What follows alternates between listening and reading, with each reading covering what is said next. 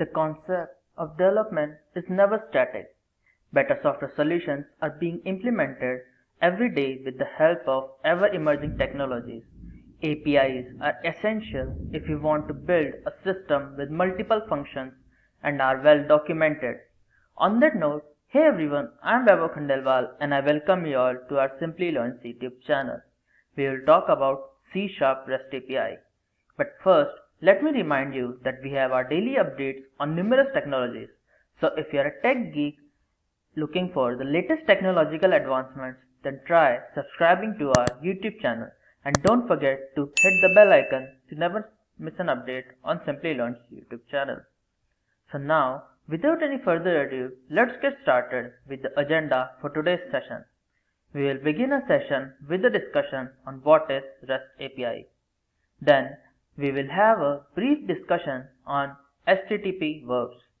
Following that, we will have a look at some HTTP status code. Then, we will take a deeper look at the REST API constraints.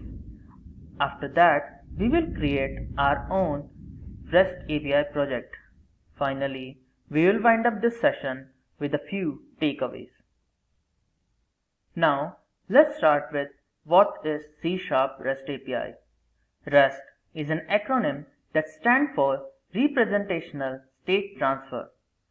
REST is architecturally styled for distributed systems based on ideas, refining and addressing network resources. HTTP is used to communicate between RESTful services, where HTTP stands for Hypertext Transfer Protocol. The REST systems communicate with external systems using URI identified web resources, where URI stands for Uniform Resource Identifiers. After understanding the C# REST API, let's discuss HTTP Verbs. The RESTful Web API relies heavily on HTTP verbs. Post, get, put, and delete are the most typical HTTP verbs used for CRUD, that is create, read, and delete, and update activities. Now, let's discuss each of them in detail. First, we have post. If we need to insert data into the database, then the method must be defined as the post method. We decorate this method with HTTP post method. Next, we have get. Retrieving data or information is possible through get verb. We decorate a method with HTTP get to define a get method. Then we have put. If we need to update or modify the data in the database, then the method must be defined as the put method. We decorate a method with HTTP put to define a put method. At last, we have delete. If we need to delete the data in the database, then the method must be defined as the delete method. We decorate method with HTTP delete tag to define as the delete method. Next, let's have a look at some HTTP status codes. There are 5 types of status code series. First, the 100 series. This represents the information status codes. After that, we have 200 series. This represents success status codes. After that, we have 300 series that represents the redirecting status codes. Then we have the 400 series, which represent the client-side error status codes. At last, we have the 500 series, which represent the server-side error status code. Now our main focus will be on success, client, and server error only. So let's have a look at few of them. First up, 200 series. At number 200, we have OK status.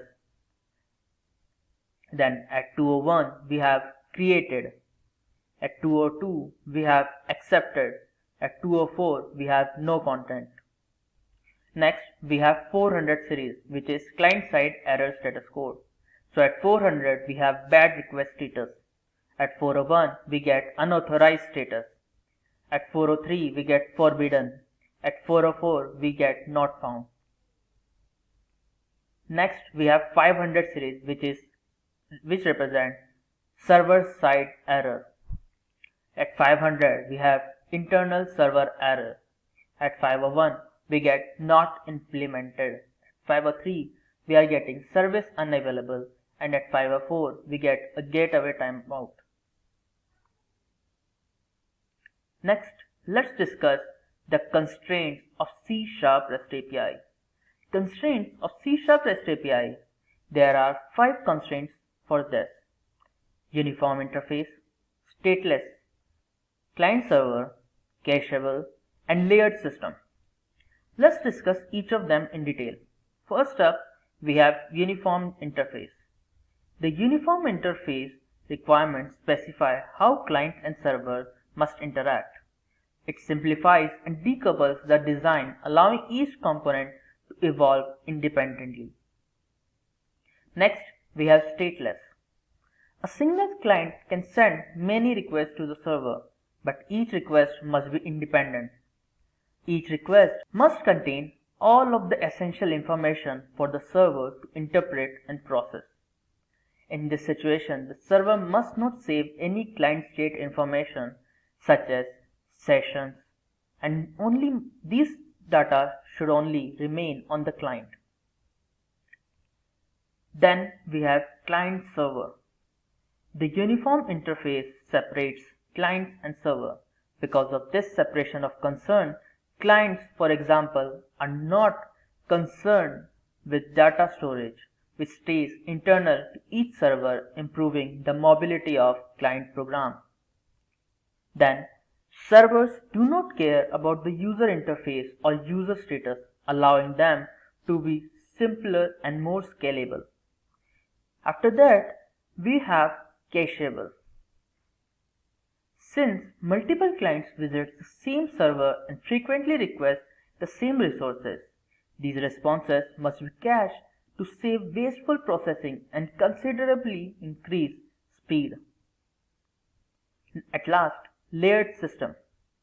Normally, a client cannot know whether it is connected directly to the end server or through an intermediary. In turn, intermediary server can improve system scalability by facilitating load balancing and providing shared caches. Layers can also enforce security policies. Now these were the constraints for C# REST API. So now let's try to implement them with the help of a project. This will be our end result for this demo. Now let's go to our Visual Studio. We will use ASP.NET Core Web API. We'll click Next. We will name it Student REST API. Then we'll click on Next. Make sure to remember which .NET Framework version you are using, since we will be installing some packages which will be only available for certain versions. Since I am using 5.0, so I will be only installing packages which are compatible with the 5.0 framework. Let's hit the Create. This will take some time to create a project. Now, let's install some packages. So we will right click here and select Manage and NuGet Packages. We will go to Browse and search Microsoft Entity Framework.tools.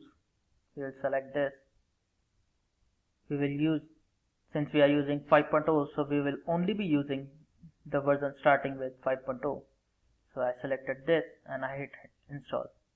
Click OK and accept.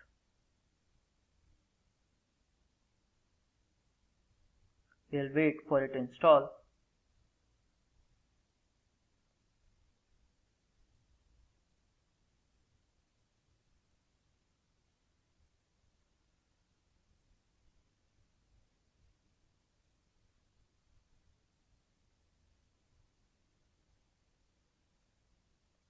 Then we will go and install entity framework.core. We will also install it as 5.0.0. We'll click on install, click on OK, I accept.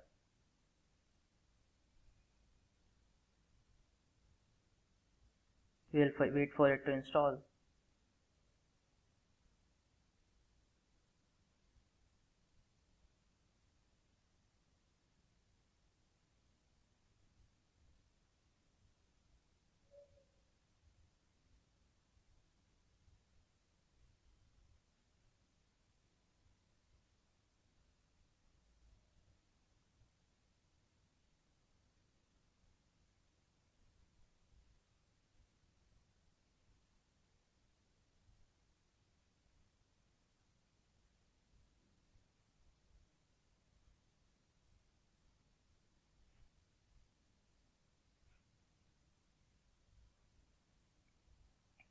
We have tools installed, and we also have a Microsoft Entity Framework core also installed. We also want to install .sql server.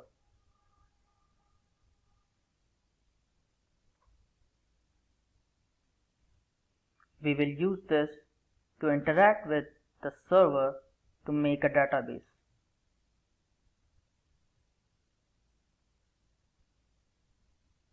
We click OK and I accept.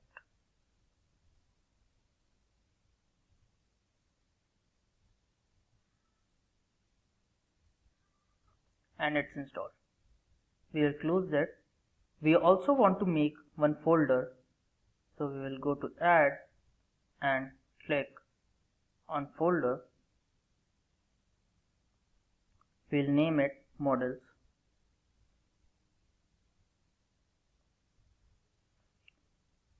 Now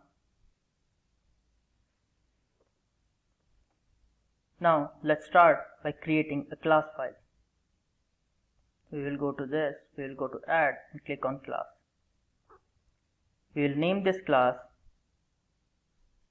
as students.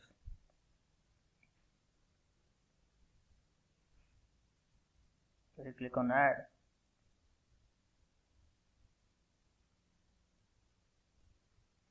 Now we will write the members for the student class.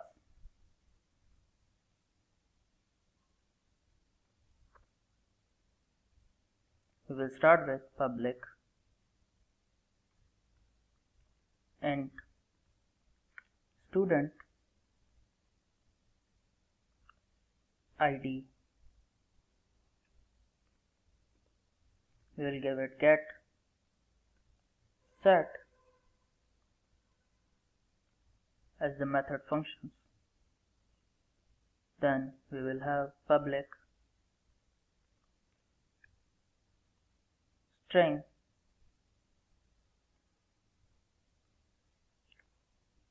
as first name. We will give it get and set. Similarly, we will create public string last name.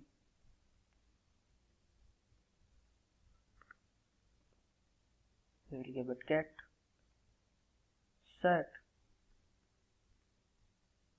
Then we have public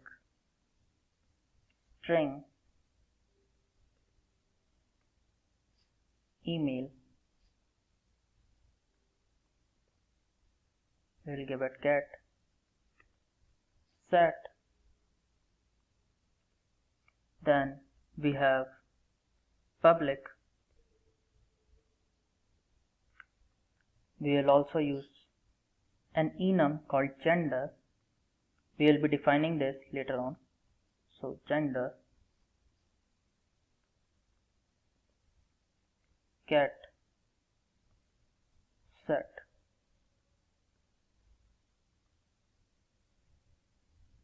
So now public int. We have a department ID as well.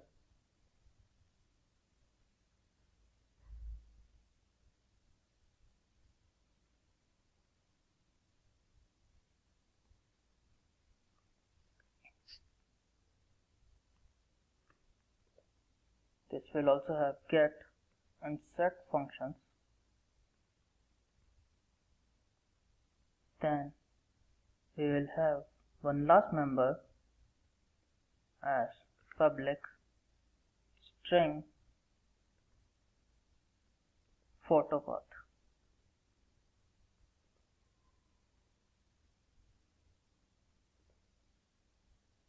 We have get and set. We will save this. Now let's create the enum gender. So we will right click here, we will go on add and select class.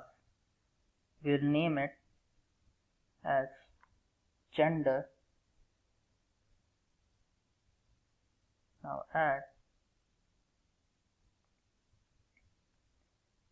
We will remove class from here and make it enum. Then we will go here and type in members as male. Then we also want female, and we can also have others.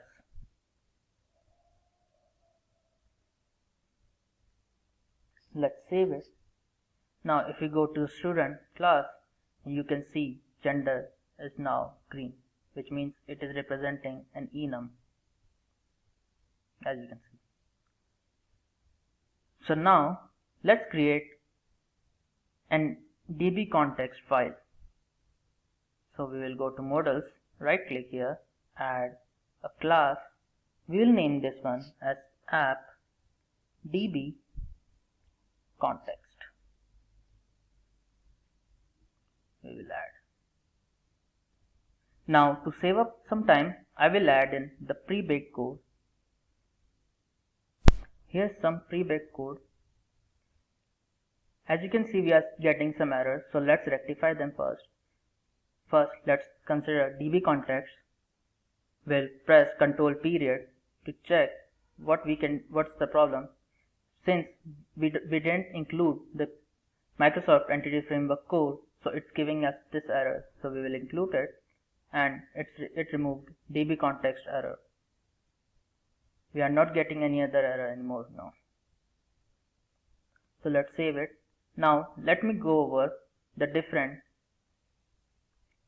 So at start we are inheriting this app.db context class from DB context, which is the part of Entity Framework core.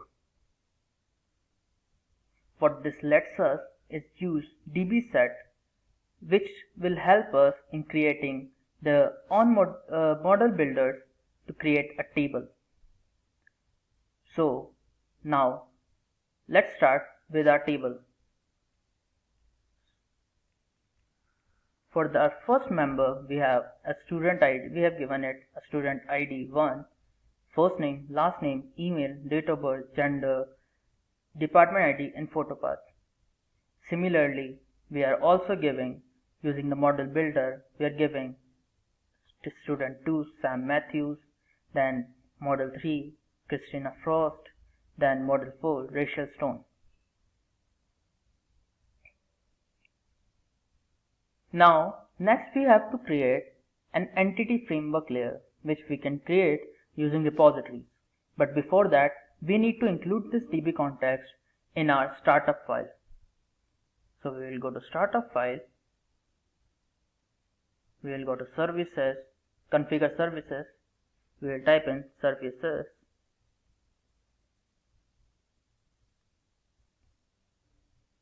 dot add DB context.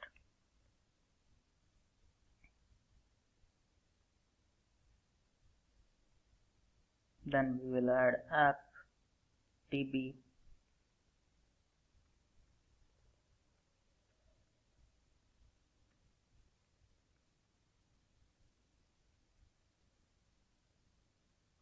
context. Then we will have here as options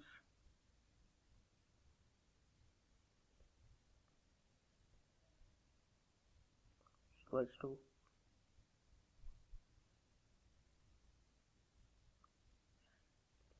options dot use SQL server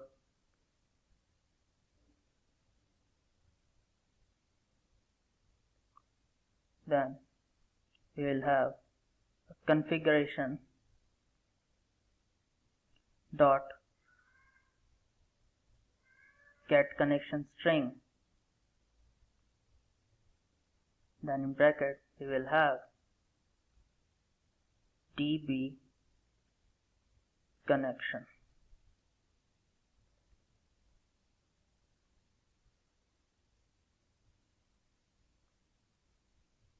Now we will rectify this error. So for FDB context we will include student REST API models, and for use SQL server we will include Microsoft Entity Framework core. We also need to go to our app setting JSON and add a connection string. So we will add connection string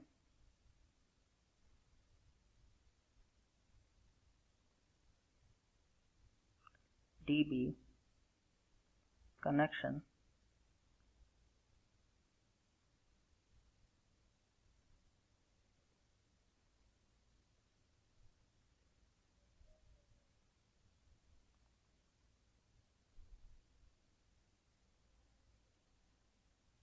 then we have server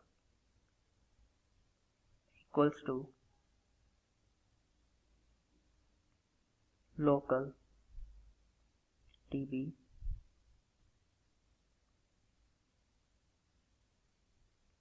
then MSSQL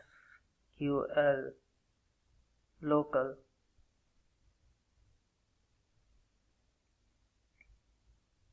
DB database equals to student DB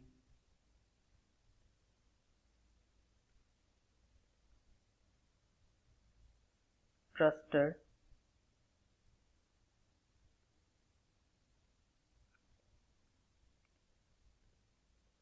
connection equals to true.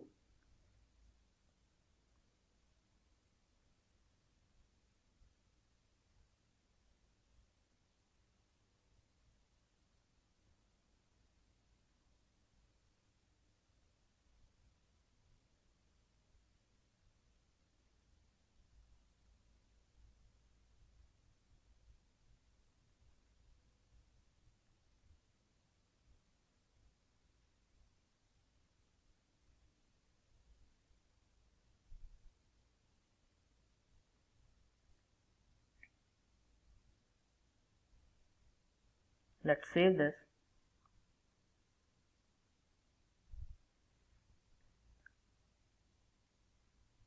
Let's go to our student.cs. Now our entity framework is now complete. Now we will create a repository, an abstraction layer between our application and data access layer, which in our instance is app.db context. But before that, let's create a server. So we will go to View and open other windows and select Package Manager Console.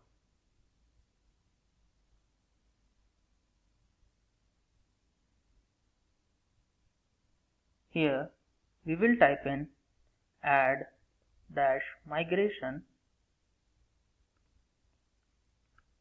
initial create. This will build up our server.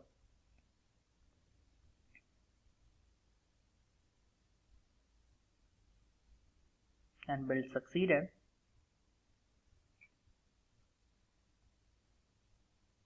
We can enable it. Now we will update our database. So we will type in update -data and hit enter. This will initiate build started and build succeeded. As you can see, we have got a new folder as migration here.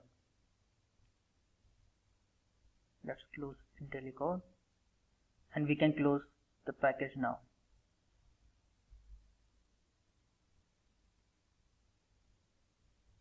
Now let's go ahead and create an interface. So we will go new item, interface. We will name it student repository.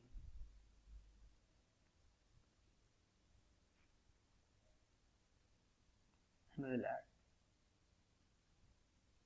We will make it public.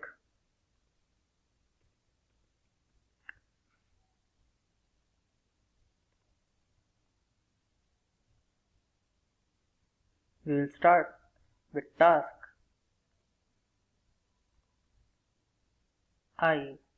enumerable. In that we will have student,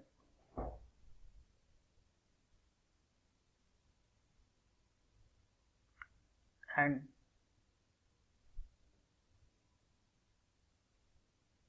then we can have search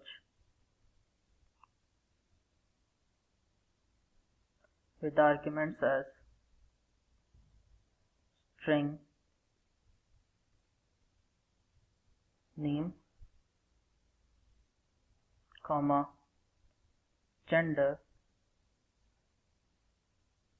with a question mark, small gender.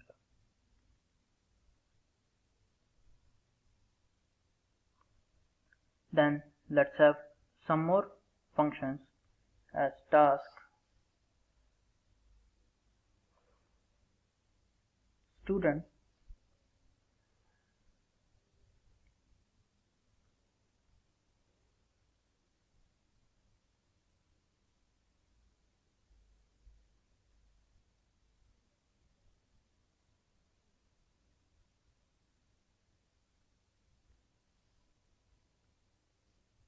get student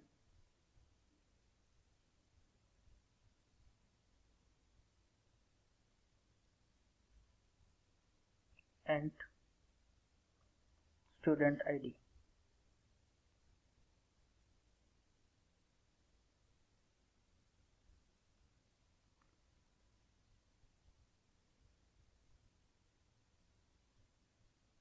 Then we have task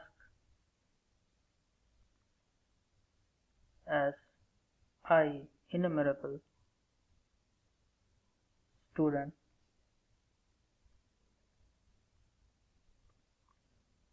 get student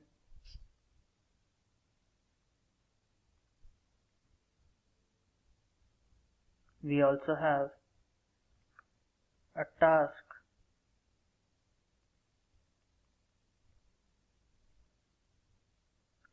student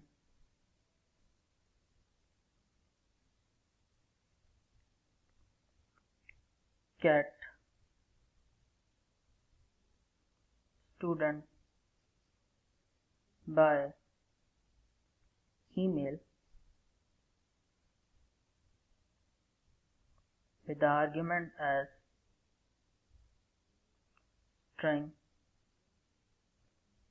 email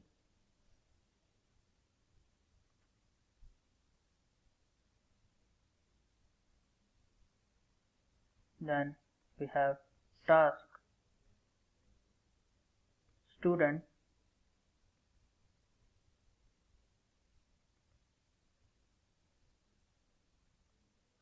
as add student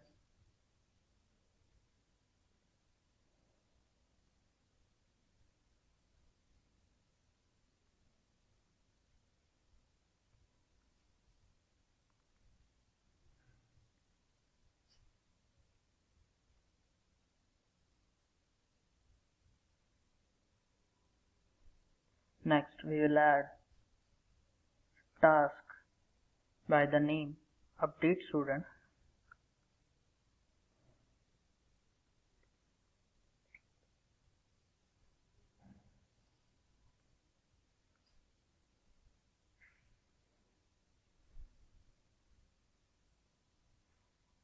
And we will pass in student.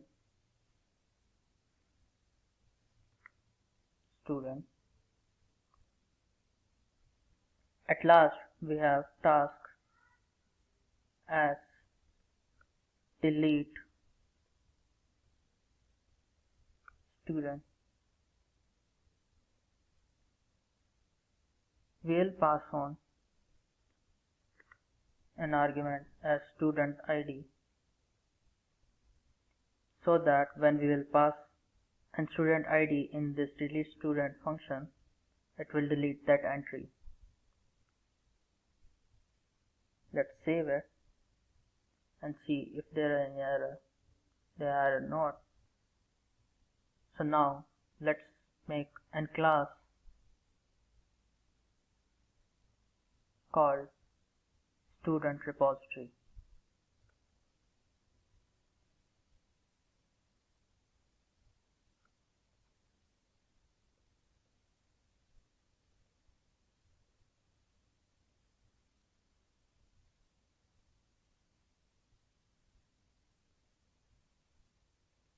Now to save up some time, I will add some pre-baked code. Here's our code for a student repository. Let's go over each function. First, we have add student. This function is responsible for creating an entry in the database. Then we have delete student. It is getting an error, so let's rectify it first. We will click on control period. It's asking us to include entity framework. Let's add it, and it has removed. In the first statement, it is requesting a student ID from us. When we'll provide the student ID, it will compare it. If it's not null, then it will find the student ID and remove that result, and then it will save the changes. Then we have get student by ID. So we will provide the ID, then it will basically print that student. Then we have get student by email, where it is email. So it will just take the email from us and compare the database with the email and provide us the result for the same. Then we have get student. This will basically list each and every entry in the database. Then we have search. This will ask us for the name and the gender. Then it will basically search if those two things are available. The entries which have both of these common, it will list out all of them. Here we have search, which will ask us for the name and the gender. It will basically compare each and every entry for both of them and give us the common list between them. Next, we have update student. This function is responsible for updating entries in a function. However, this will not be able to change the student ID of a person. And that's it. Let's save it. We also want to add scope of these in the startup. So let's go to startup. We will go here. We will go services dot add scope.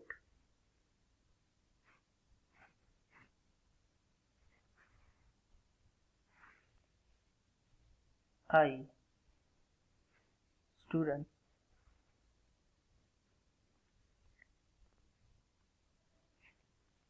repository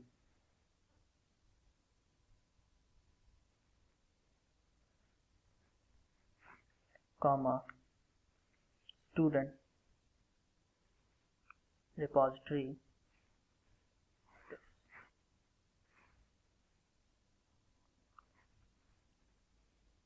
Let's save it. And with that, the student repository part is over. Now we will construct a REST API controller. So we will go to controller, we will right click here, we will add a controller.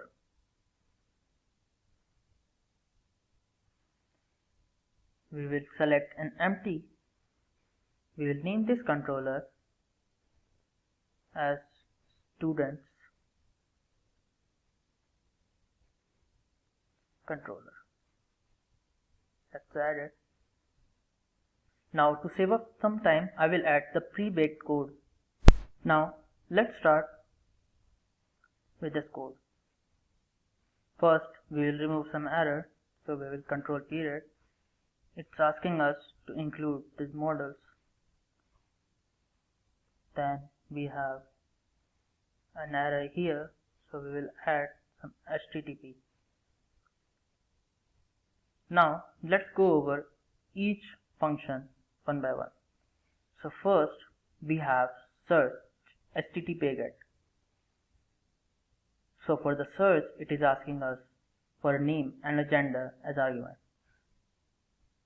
If you look closely, we are using try and catch functions so that we will be handling the exception easily, so that if any error occurs, the whole database don't go corrupt. So in the try, we are getting result for each entry which have the name and the gender given in the argument. If result, if any, then we will give an OK status and print out the result. Otherwise, it will print out not found. Now in case of any exception like internal server error, it will print out the error retrieving data from the database. As you can see, the status 500 internal server error is simply HTTP status code 500. Then we have another HTTP GET function. It is get students. This will basically return OK and get and print out all the students.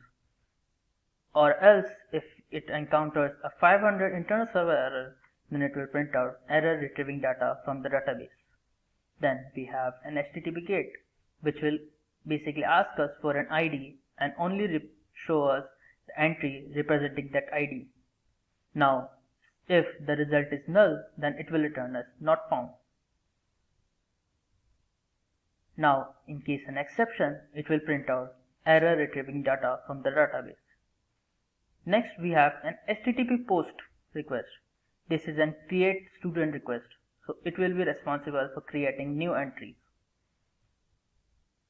So let's say if student is null, basically we didn't provide any entry during the time of creation, so it will just give us a bad request.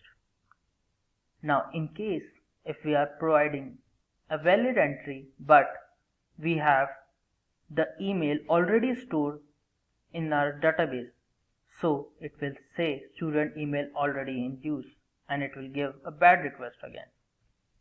Now in case everything goes by smoothly, then it will create the student and it will automatically provide an ID to that student. Now there could be an exception, so then it will give us 500 internal server error, which will return as error creating new student record. Now as you can see, we are already giving the bad request. So when will this occur? So basically if none of the criteria for the above matches and it still gives us an error, then it will automatically redirect it to an error creating new student record. Next we have HTTP put. This will be responsible for updating student data. So first it will ask us for an ID. It will compare this ID. If student ID does not match with the data we are trying to update, then it will give us a bad request. If it gives us the right request but the ID does not exist, then it will give us student with this ID does not found. If everything goes right, then it will just update the method. In case if still some error occurs, then it will print out error updating student record and it will give us 500 internal server error status. Then we have delete. For this, it will always request an ID so that it doesn't go and delete whole database. Now, if an ID is not present, then it will say ID not found. Otherwise, it will delete that ID. And it will print out student with this ID is deleted. Now, in case some error occur otherwise, then it will give us a 500 internal server error and gives us error deleting student record. Now, let's go ahead and save it and run this.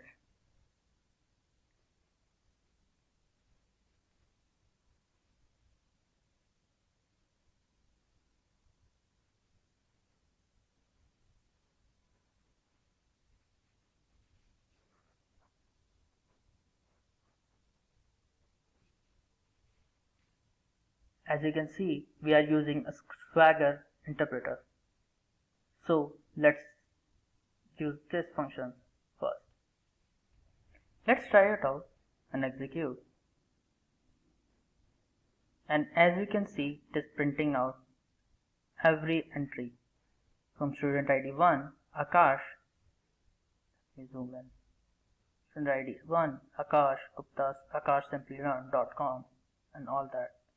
Then we have Sam Matthews, then we have Christina Faust, then we have Rachel Stone. Now let's say we want to add a new entry. Let's copy this as a sample. Let's try it out. We don't need student ID here because the system will give it its own. For the first name, let's add my entry. So let's add Verb. Then we have for the last name as Khandelwal. Then for the email, let's get a Verb @simplilearn.com.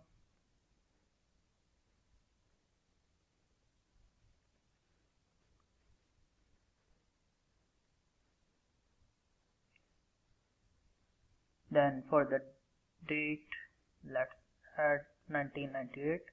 Let's leave everything else as it is. For the gender, it should be 0 for the male. Then we have department ID as 2.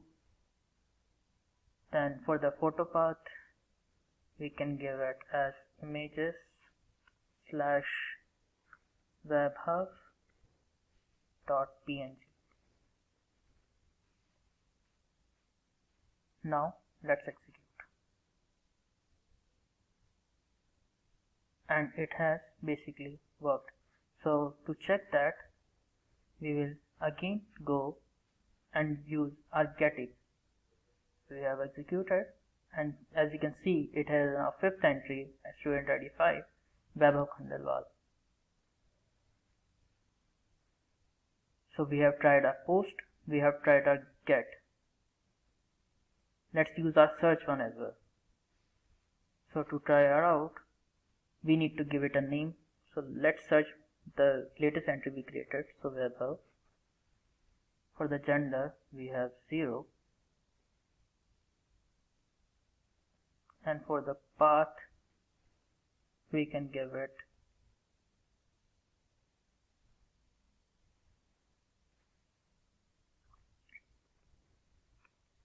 let's give it email ID.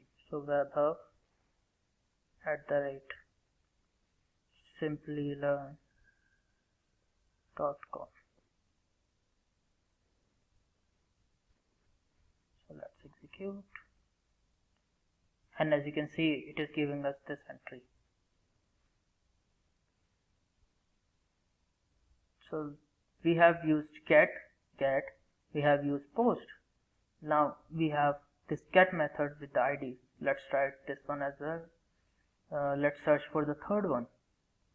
And it is giving us the Christina. Let's check the fifth one which we just made.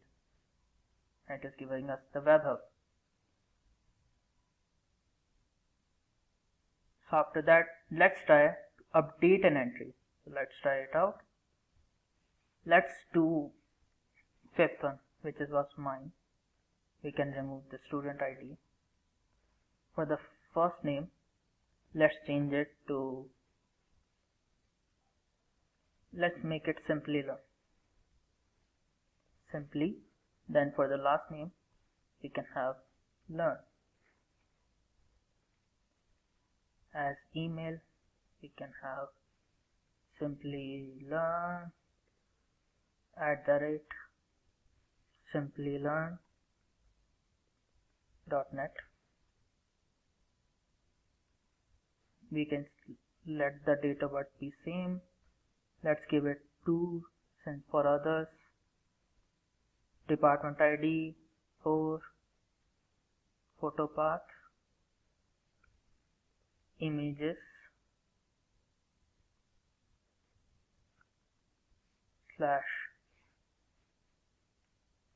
/simply.png. Let's execute this. It was success. It says student ID mismatch. Maybe we have to give the student ID here. Let's copy here.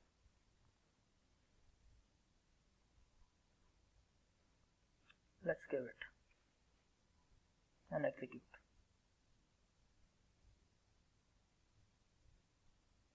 And it worked right. So to check it, we can simply go to get API with ID and execute.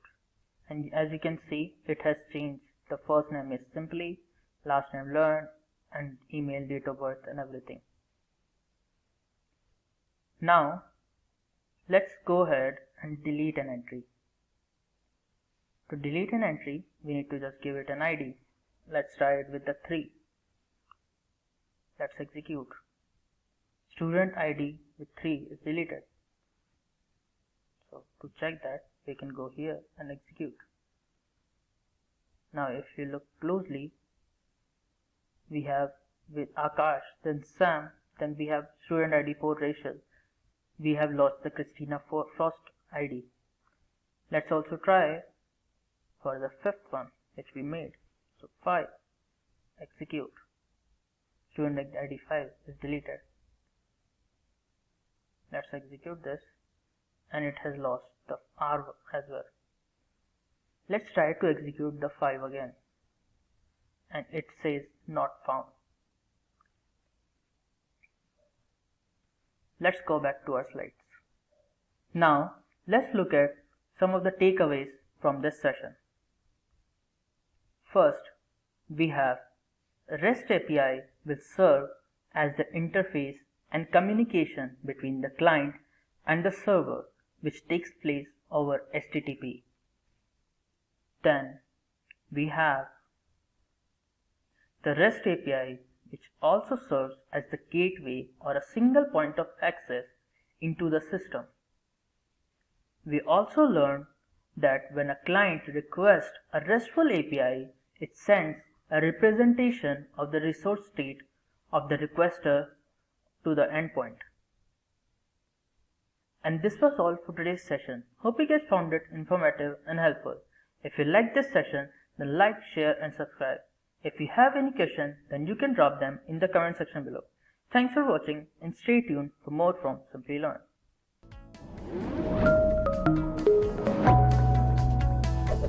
Hi there, if you like this video, subscribe to the Simplilearn YouTube channel and click here to watch similar videos. To nerd up and get certified, click here.